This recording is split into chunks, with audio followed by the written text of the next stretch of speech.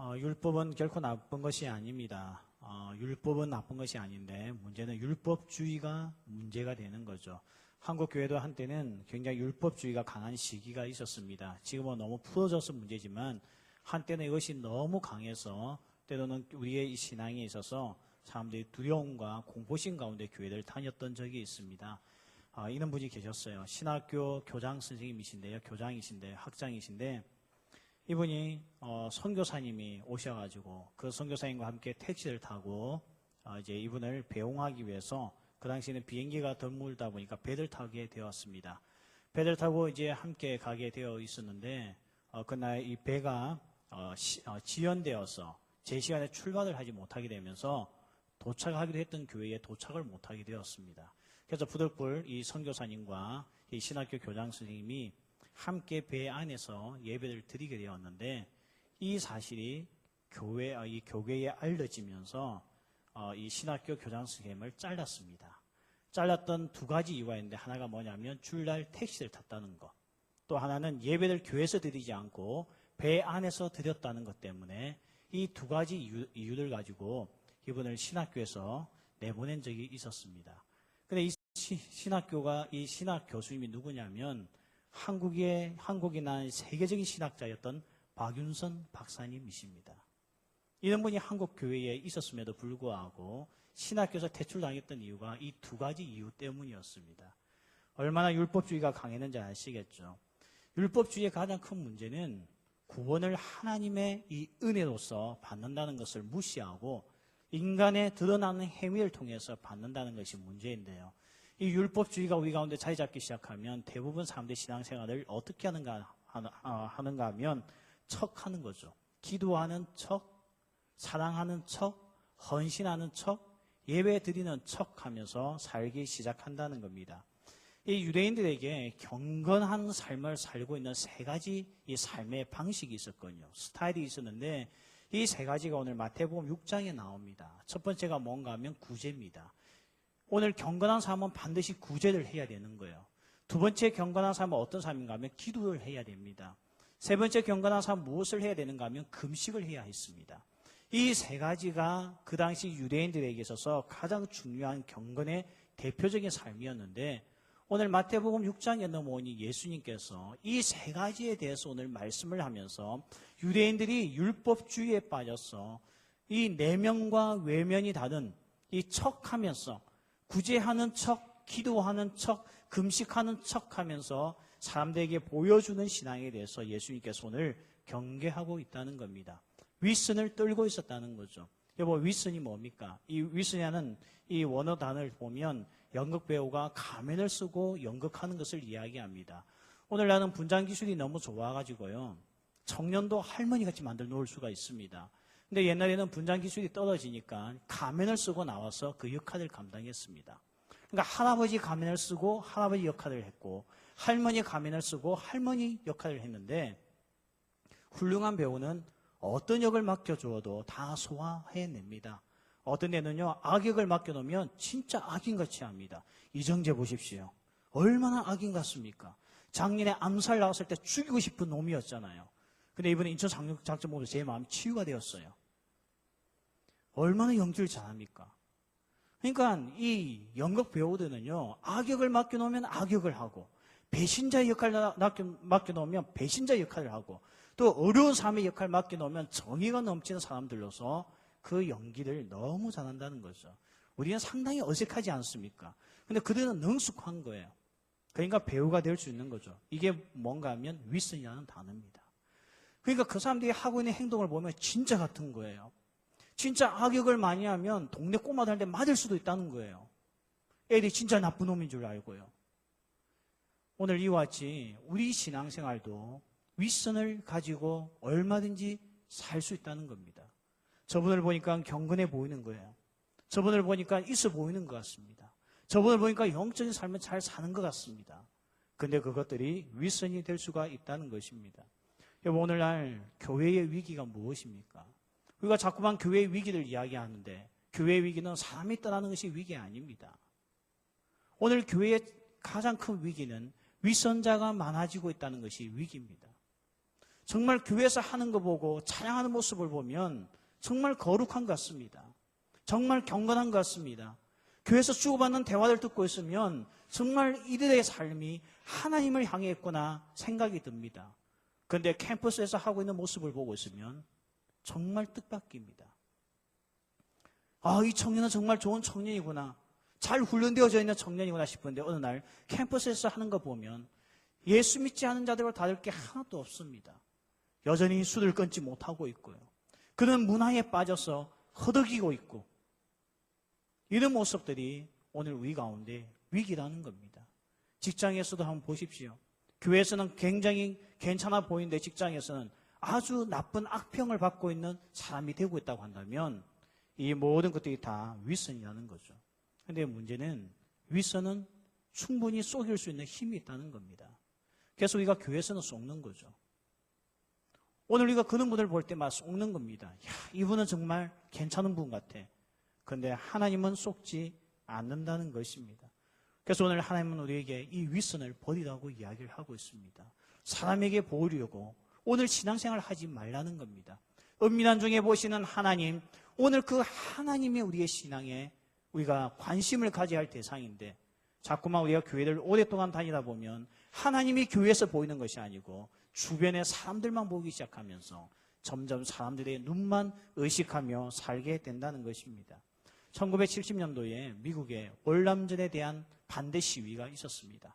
많은 젊은이들이 더 이상 우리의 젊은이들 전쟁에 몰고 가서 죽이지 말라고 하면서 정부에 항해서 엄청난 시위가 그 당시에 있었습니다. 그때 그 시위에 참가했던 한 여학생이 경찰관을 쏘아 죽였습니다. 그런데 아무도 몰랐어요, 그 사실을. 왜냐하면 그 시위는 너무 격렬했고 너무 많은 시위자가 나왔기 때문에 누가 경찰을 쏘아 죽였는지 찾을 방법이 없었습니다. 지금 같으면 CCTV가 있고 하니까 찾겠죠. 그 당시에는 찾을 길이 없었습니다. 이 여학생은 그 흥분된 마음으로 경찰을 죽였던 것을 감추고 살기 시작했습니다. 그는 대학을 졸업해서 학교 선생님이 되었습니다. 초등학교 선생님이 되어서 모범 교사로서 상도 받기 시작했습니다. 그리고 그는 또한 그 마음에 있는 이 찝찝한 마음을 없애기 위해서 교회도 열심히 다니고 교회에서도 주일학교 교사를 열심히 했습니다. 근데 어느 날 그가 집으로 돌아가고 있는데 그가 쏴죽였던 경찰 가족의 삶을 볼 기회가 있었는데 남편을 잃어버렸던 그 민망인이 아이들을 키우고 있는 모습이 너무너무 가난하게 살고 있었던 겁니다. 여인은 그것을 볼 때마다 가슴이 아팠습니다. 미안한 마음이 들었습니다. 그러나 드러내기에는, 알리기에는 너무나 잃을 것들이 많았습니다. 그렇게 감추고 자기는 남들에게는 모범적인 교사요, 모범적인 신앙인을 보이다가 결국 이 사람은 27년 만에 그 양심의 가책을 이기지 못하고 그가 모범상을 받던 그날에 이 죄를 자백하게 됩니다. 내가 27년 전에 경찰관을 쏴 죽였던 청년이었습니다. 고백했습니다. 왜 그렇게 했겠습니까? 윗선은 힘들었다는 겁니다. 오늘 우리 신앙에도 하나님께서 가장 경계하고 있는 것이 예수님께서 윗선입니다. 거룩하게 보이고 신앙이 있어 보이고 하나님을 사랑하는 것 같고 교회를 사랑하는 것 같은데 그 내면 속에는 교회를 사랑하기보다 자기 자신을 더 사랑하고 하나님을 사랑하기보다 자기 자신을 더 사랑하고 그렇게 살아가고 있는 윗선에 대해서 오늘 우리 주님께서 말씀하고 있다는 겁니다. 오늘 그런 신앙을 버리라는 거죠. 사람에게 보기 위해서 애쓰지 말라는 겁니다. 왜냐하면 은밀한 중에 보시는 하나님께서 우리의 신앙을 보고 계시는 줄 믿습니다. 그래서 우리의 신앙이 하나님 중심이 되어야 된다는 겁니다. 오늘 이는 1절의 전제를 가지고 예수님께서 6장 말씀 전체를 끌고 나가면서 세 가지를 이야기하죠. 구제에 대해서, 기도에 대해서, 금식에 대해서 우리가 오늘 살펴보고자 하는데 시간 관계에서 오늘 우리가 구제에 대해서만 한번 살펴보겠습니다. 오늘 2절부터 4절까지는 예수께서 구제에 대해서 이야기를 하고 있습니다. 여러분, 구제는 째레카라고 하는 단어를 쓰고 있습니다. 이 째레카라고 하는 단어가 어떤 단어와 동일한가 하면 이 공이라고 하는 단어와 같은 단어를 쓰고 있습니다. 왜 구제를 갖다가 히브리 사람들은 째레카라는 단어와 공을 동일한 단어를 쓰고 있겠습니까? 왜냐하면 그들 생각에는 하나님께서 이 세상을 공평하게 하시는 것, 하나님께서 이 세상을 공의롭게 하는 것을 그들은 구제라고 생각을 했습니다.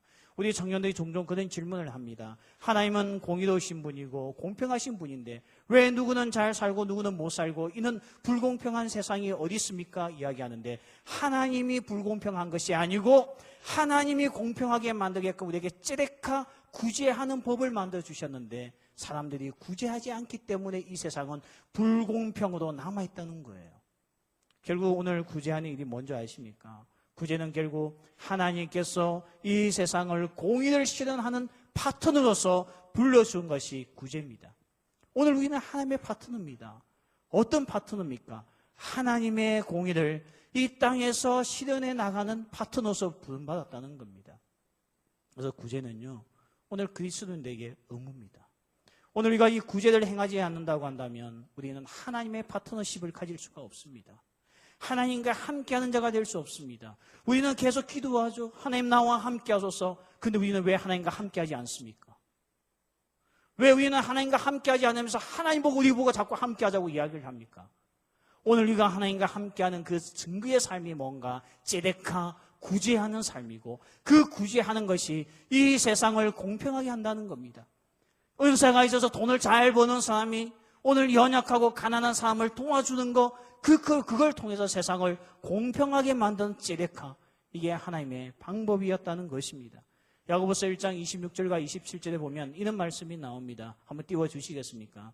같이 읽겠습니다. 누구든지 스스로 경건하다 생각하며 자기 혀를 죄가 물리지 아니하고 자기 마음을 속이면 이 삶의 경건은 헛것이다. 하나님의 아버지 앞에서 정결하고 더러움이 없는 경건은 곧 고아와 가부를 그 환난 중에 돌보고 또 자기를 지켜 세속에 물들지 아니하는 그것이니라. 정결하고 더러움이 없는 경건, 진짜 경건이 뭐냐? 두 가지를 이야기하고 있죠. 첫 번째는 고아와 과부를 그 환난 중에 돌보고 그 시대에 가장 가난했던 사람들의 신분이 고아와 과부였습니다. 이런 삶을 돌보는 것이 참된 경건이라는 겁니다. 여러분, 우리의 경건이 어디서 나온지 아십니까? 큐티만 많이 하는 것이 경건이 아닙니다.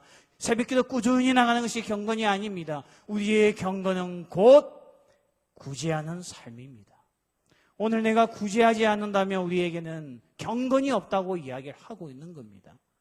하나님의 째레카, 하나님의 공의의 파트너로서 우리가 그것을 외면하고 살고 있기 때문에 우리는 하나님의 파트너십을 가질 수가 없다는 겁니다.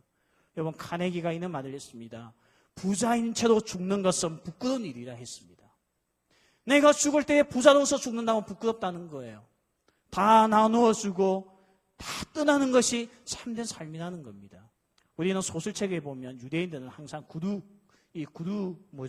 구두쇠도 나와요. 아주 나쁜 사람들, 그냥 이름만 취하는 사람은 나오는데 실제로요, 전 세계에서 구제를 가장 많이 하는 사람은 유대인들입니다. 왜냐하면 그들은 어릴 때부터 제데카의 훈련을 받았거든요. 내가 얻은 수입의 몇 %를 가난한 사람을 위해서 내주지 않으면 참된 경건이 아니라는 것을 어릴 때부터 그들은 몸소 배우기 때문에 이 세상에서 가장 구제를 많이 하는 민족은 유대인입니다.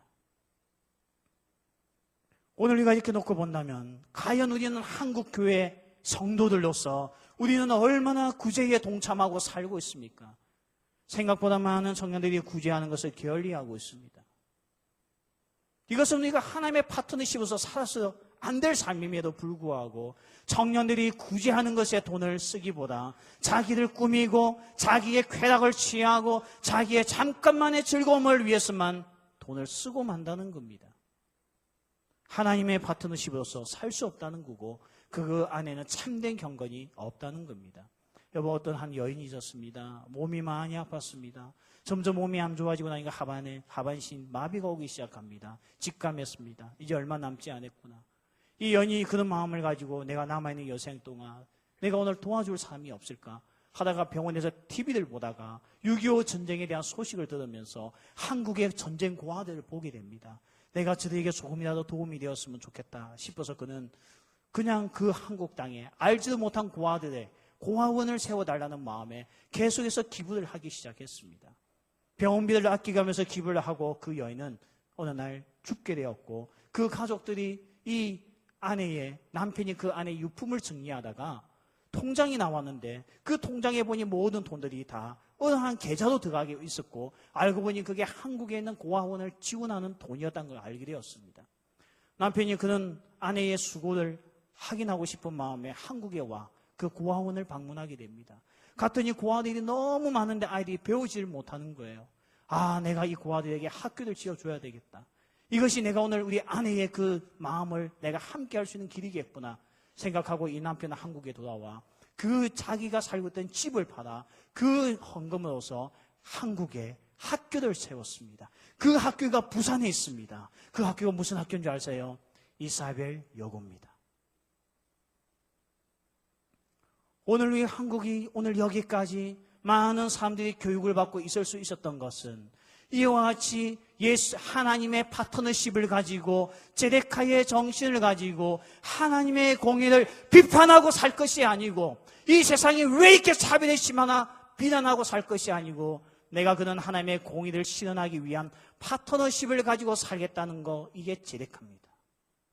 이것이 경건이라는 거예요. 예수님께서 이것을 실천하라는 겁니다. 오늘 예수님은 기도와 구제와 금식에 대해서 이야기하면서 이 세 가지를 금하신 적이 없습니다. 문제는 구제가 잘못되어져 있는 것을 비판하신 것이 예수님이 구제하지 말라는 게 아닙니다. 그런데 오늘 우리 청년들이 들어야 될 것은 내가 구제를 어떻게 하고 있는지에 대한 말씀보다 구제하지 않고 있는 것에 대해서 우리는 회개할 줄 알아야 됩니다. 오늘 우리는 회개할 수 있어야 됩니다. 소리에 있는 어느 한 목사님이 적어놓은 책에 보니까 이런 이야기가 있더라고요. 자기 교회에 너무나 가난하게 살고 있는 미망인이 한 여인이 있었는데 그 여인의 집에 갔더니 그 여인이 매일매일 버는 수입이 1,000원밖에 안 되는데 그 돈을 그렇게 모으고 있다는 거예요. 500원은 자기 가족들 먹기 위해서, 그리고 300원은 자기 아픈 딸을 위해서, 200원은 구제하기 위해서 모았다는 거예요. 오늘 우리는 돈을 어떻게 쓰고 있습니까? 정말 하나님의 자녀로서 하나님의 공의의 파트너십으로 부름받은 우리는 얼마나 구제하는 일에 힘쓰고 있습니까? 너무나 유감스럽게 한국 사회는 구제가 남에게 보여주기는 쉬워도 정말 우리 안에 하나님의 공의의 실현의 파트너십을 가지고 하는 사람이 별로 없다는 겁니다. 우리 청년들의 구제하는 모습을 보십시오. 무관심입니다. 무관심. 오늘 우리는 모든 내가 얻고 있는 수입에 대해서 나의 안락만을 위해서, 나의 쾌락만을 위해서 지출하고 있지, 우리는 거기에 단 1%도 구제하는 것을 우리는 생각해보고 살고 있지 않다는 겁니다. 오늘도 전 세계 어디 가든지 이것이 우리의 도움을 요구하고 있는 데가 한두 군데가 아닙니다. 저 이번에 네팔에 가서 받은 도전이 한두 가지가 아니에요. 우리가 마지막 날에 다일 공동체 밥 퍼주는 사역을 다녀왔습니다. 저는 그곳에서 밥 퍼주는 사역을 하면서 이 사역이 그렇게 중요한가 하고 가서 충격을 받았습니다. 정말 그 3살 되는 아이들, 4살 되는 아이들, 그 밥 퍼 공동체의 원칙은 어른들에게는 밥을 주지 않습니다. 아이들에게만 밥을 주는 거예요. 엄마가 그 가난 아기를 데리고 올 수가 없잖아요. 그러니까 꼬맹이를 데려와서 밥을 배식받는 거예요. 그 밥 한 끼를 먹기 위해서 300~400명의 줄을 서 있는 모습을 보고 제가 얼마나 마음이 아팠는지 모릅니다. 우리는 그 시간에 잔다고 밥을 안 먹고 있는데 그들은 이른 아침에 나와 오늘도 그걸 먹지 아니하면 온종일 굶기 때문에 정말 빨지도 못한 그 며칠 동안 입었던, 보고만 있어 더러웠던 그 옷을 입고 밥을 배식받는 아이들을 보면서 제 마음이 얼마나 아팠는지 모릅니다. 알고 보니까요, 이 세상에 구제해야 될 사람들이 너무 많은 거예요. 가까운 우리 한국 안에서도 얼마나 많겠습니까? 근데 요즘 젊은이에게 관심이 없습니다. 오직 자기의 쾌락과 즐거움만을 위해서 살아갑니다. 스타벅스에 포인트 쌓는 것에 관심이 있습니다. 이제부터 오늘 우리가 있는 말씀을 들었다고 한다면, 하나님이 나와 함께하는 삶을 경험하고 싶다고 한다면 우리가 먼저 하나님의 파트너십을 가지길 바랍니다. 그 공의에 헌신하시길 바랍니다. 정말 내 소득의 몇 %는 구제한 일에 반드시 쓰겠다고 다짐하시길 바랍니다. 두 번째 우리가 살펴볼 것은요, 그러면 구제는 어떻게 됩니까? 오늘 예수께서 하신 말씀이 있습니다. 하지 말아야 될 구제가 있다는 거예요. 그게 뭔가 하면 사람에게서 영광을 받기 위해서 하지 말라는 겁니다. 오늘 이제 말씀에 사람에게서 영광을 받으려고 하지 말라는 거예요. 오늘 우리의 구제의 가장 큰 문제가 뭐냐? 사람들에게 끊임없이 보여주기 위해서 한다는 거죠. 칭찬받고 싶어서 한다는 겁니다. 하지 말라는 겁니다. 그래서 오늘 하나님께서는, 예수님께서는 은밀하게 하라는 겁니다. 얼마나 은밀하게 하느냐? 오른손이 한 것을 왼손이 모르게 하기 위해서 은밀하게 하라는 겁니다. 과장법이죠. 여러분, 내 오른손이 하는 것을 왼손이 모를 리가 있겠습니까? 당연히 알겠죠. 이건 과장법입니다. 그러면 제가 여러분에게 질문을 던지겠습니다. 여러분 똑똑하니까 다 아시겠죠. 오른손과 왼손 사이에 뭐가 있습니까? 오른손과 왼손 사이에 뭐가 있어요? 나중에 답을 드리겠습니다. 오늘 두 번째 하지 말라는 거 있죠. 나팔을 불지 말라는 겁니다. 이게 무슨 말인가 하면요. 이 구제하던 사람들이 자기를 드러내고 싶어서 시장에 나와 많은 사람들이 모여있는 회당에 나와서 나팔을 붑니다. 그러면 사람들이 나팔 소리 듣고 다 모이는 거예요. 왜 모였지? 왜 불렀지? 가보면 이 사람이 지금부터 내가 가난한 사람들에게 돈을 나눠주겠습니다. 내가 구제금을 나눠주겠습니다 하고 막 나눠주기 시작하는 거예요. 오늘 예수님께서 그렇게 하지 말라는 겁니다. 왜 그렇게 하지 말라 했겠습니까? 그렇게 했다는 거죠. 그 시대 사람들이요. 성전 안에 보면 비밀의 방이라는 방이 있습니다. 이 방은 어떤 방인가 하면 오늘 내가 구제하고 싶은 마음이 있으면 그 비밀의 방에 들어가서 얼마만큼의 구제금을 넣고 나옵니다. 그거 나는 오늘 정말 굶어 죽을 것 같고 살 수 없다 생각을 하면 그 비밀의 방에 가서 자기가 필요한 만큼 구제금을 가져가게 하는 것이 성전 안에 있었습니다. 그래서 오늘 구제금을 내는 사람도 나의 구제금을 누가 가져가는지 몰랐습니다. 그래서 자랑하지 못하게끔 만들었고요. 구제금을 가져가는 사람도 내가 오늘 누구에게 돈을 받았다는 것을 알지 못하기 때문에 그 사람에게 대해서 자존심이 상하지 않게끔 하나님께서는 제도를 만들어 놨습니다. 그런데 사람들이 이 비밀의 방을 이용하지 않았습니다. 점점 사람들이 보는 곳에서, 드러낼 수 있는 곳에서 구제하기 시작했다는 거죠. 점점 우리의 구제도 이렇게 흘러가고 있는 것 같습니다. 예수님께서 우리에게 원하신 구조는, 이 구제는 받는 이로 하여금 상처받지 않게끔, 받는 이로 하여금 자존심 상하지 않게끔 은밀하게 하라고 가르쳤는데 점점 드러내기 시작하는 것이 우리의 모습이지 않습니까? 예수님은 그렇게 구제하고 있는 사람들에게 못하게 했습니다. 하지 말라고 했습니다. 이것은 하나님께서 기뻐하지 않는 일이라고 금하게 했다는 것입니다. 그런데도 불구하고 그 시대 사람들은 끊임없이 자기를 보여주기 시작하면서 구제한 것을 자랑하기 시작했다는 것입니다. 물론 우리에게도 있는 이야기할 때마다 저 자신도 양심이 부끄러울 때가 있습니다. 왜냐하면 우리는 조그만 구제를 해놓고 꼭 기념사진을 찍고 오거든요.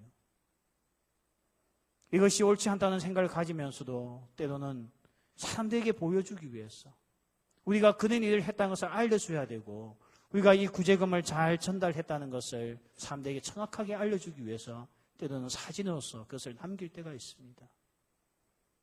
어떻게 하다 우리 시대가 이렇게 믿지 못하는 시대가 되었고 꼭 이렇게 드러내어야지만 뭔가를 했다고 생각하는지 모르겠습니다.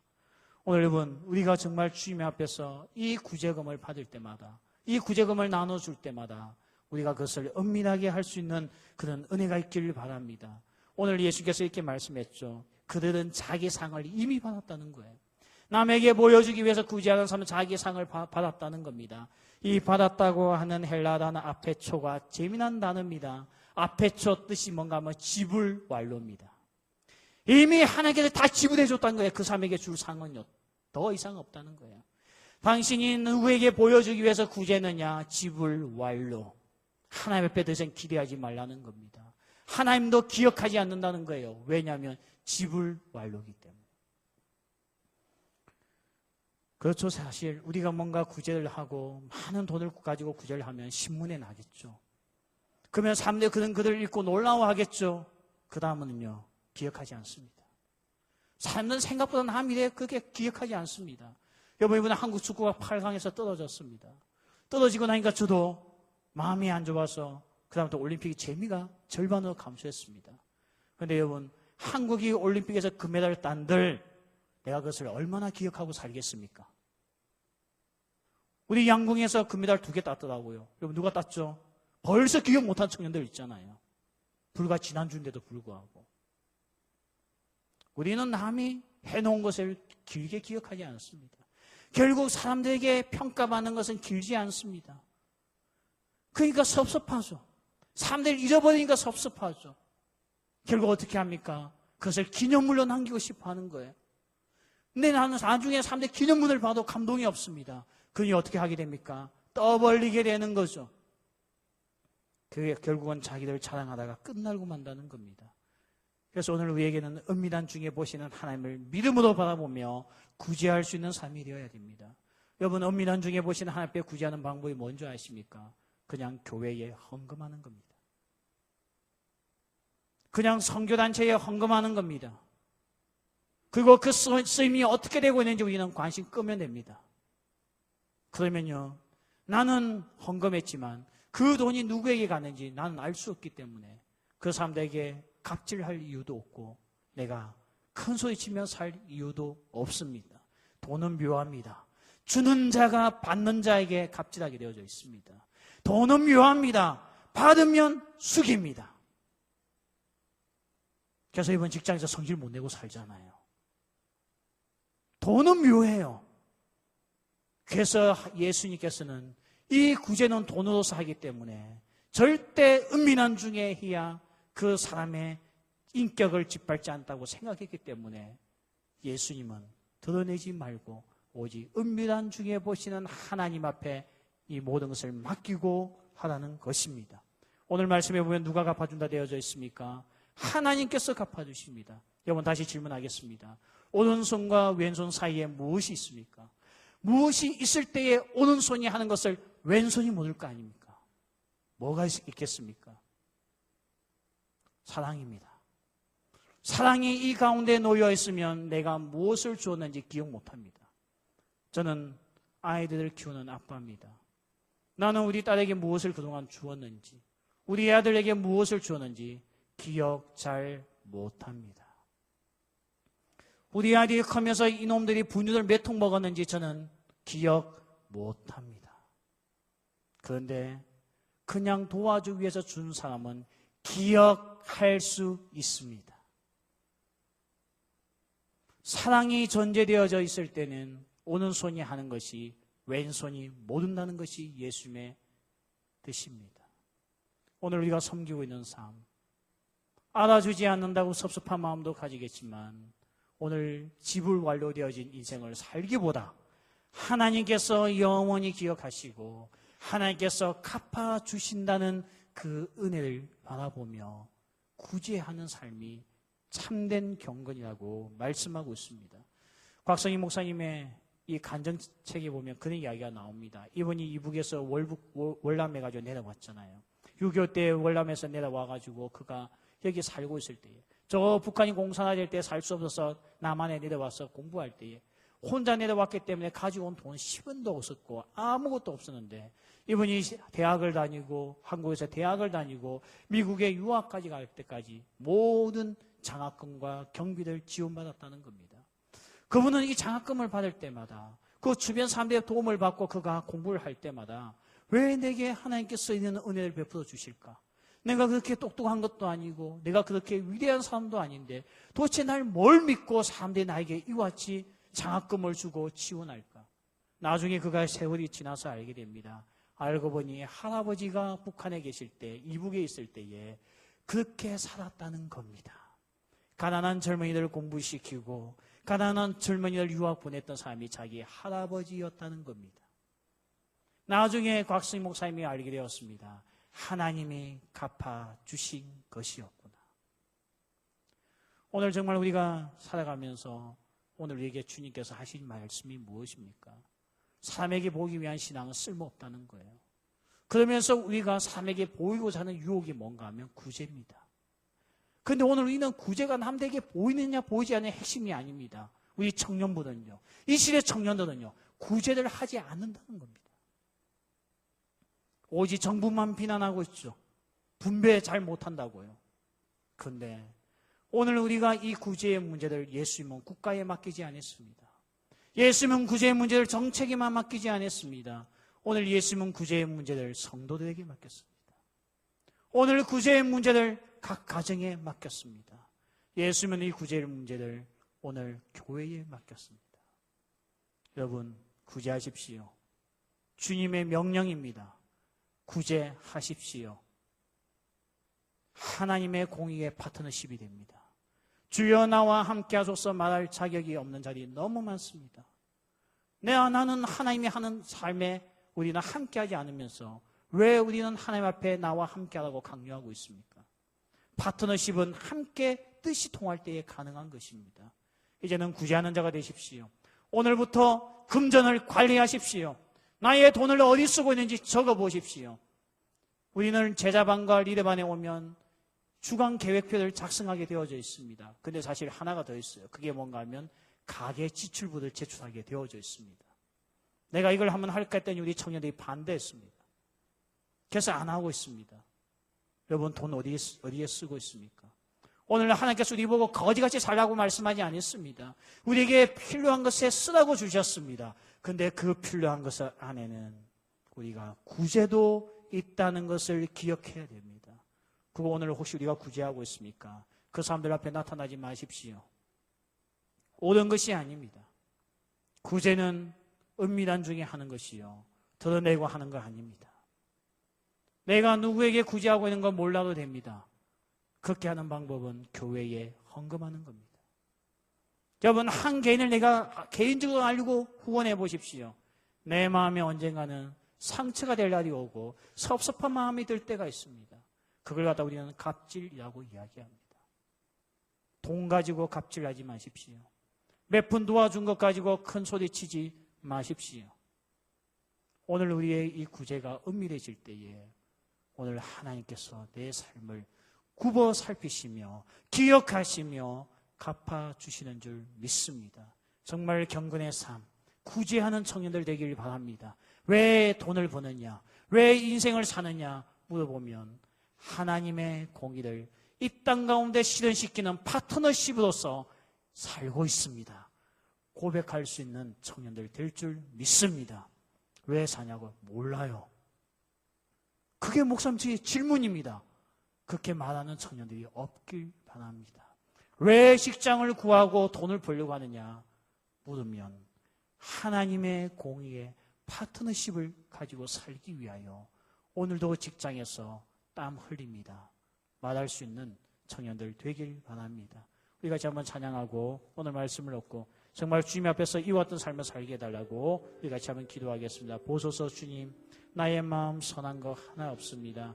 그러나 이 시간 내에 모든 것 주께 드리오니 주님께서 오늘도 내게 하나님의 파트너십으로서 공의를 실현하기 위하여 구제하는 자가 되게 하소서. 같이 찬양하겠습니다.